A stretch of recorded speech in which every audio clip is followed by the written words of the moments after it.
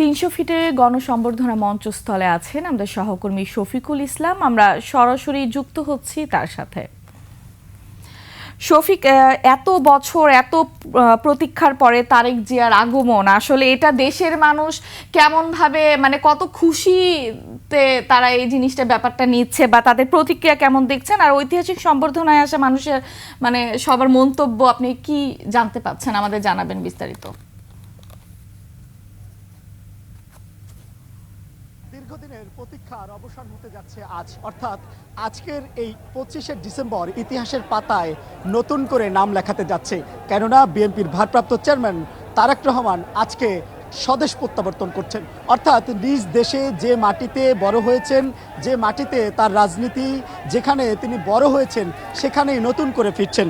অর্থাৎ 2007 সালে আটকের পর প্রায় 18 মাস কারাবরণ ছিলেন। এরপরে তিনি মুক্তি পান, তারপর কিন্তু তার আর ঘরে ফেরা হয়নি।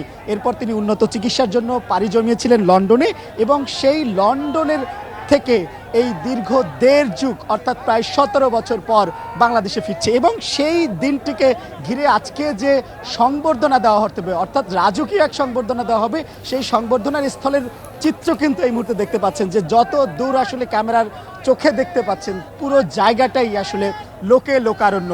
আমরা আসার পথে পুরো রাস্তা জুড়ে দেখেছি বিভিন্ন জায়গা থেকে, গ্রামগঞ্জ, শহর, বন্দর, নগর থেকে বিভিন্ন জায়গা থেকে লোকজন আসছেন।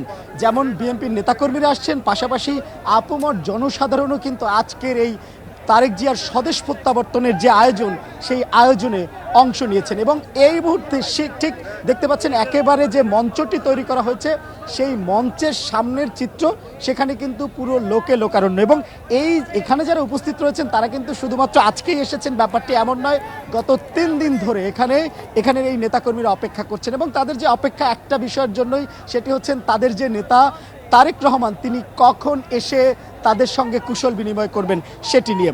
আমরা জানি যে আজকের দুপুরে 12টার দিকে তাকে বহনকারী যে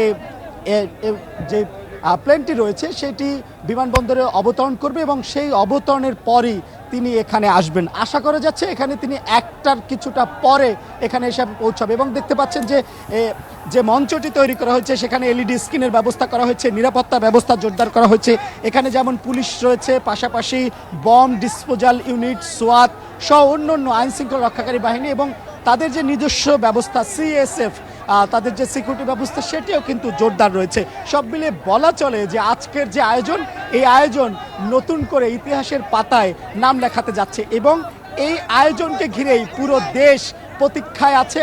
এখানে যারা আছে সবাই প্রতীক্ষায় আছে, সবার একটাই প্রত্যাশা, কখন ফিরবেন তারেক রহমান এবং তাকে সামনাসামনি তারা দেখবেন, এবং দীর্ঘদিনের যে প্রতীক্ষা সেই প্রতীক্ষার অবসান ঘটবে এবং তারা নেতার সান্নিধ্যে যেতে পারবেন। এবং এই নেতাকর্মীরা বলছেন তারেক রহমান দেশে ফেরা শুধুমাত্র একজন রাজনৈতিক নেতার দেশে ফেরা নয়, তার দেশে ফেরার মধ্য দিয়ে রাজনীতিতে নতুন এক মাত্রা যুক্ত হবে।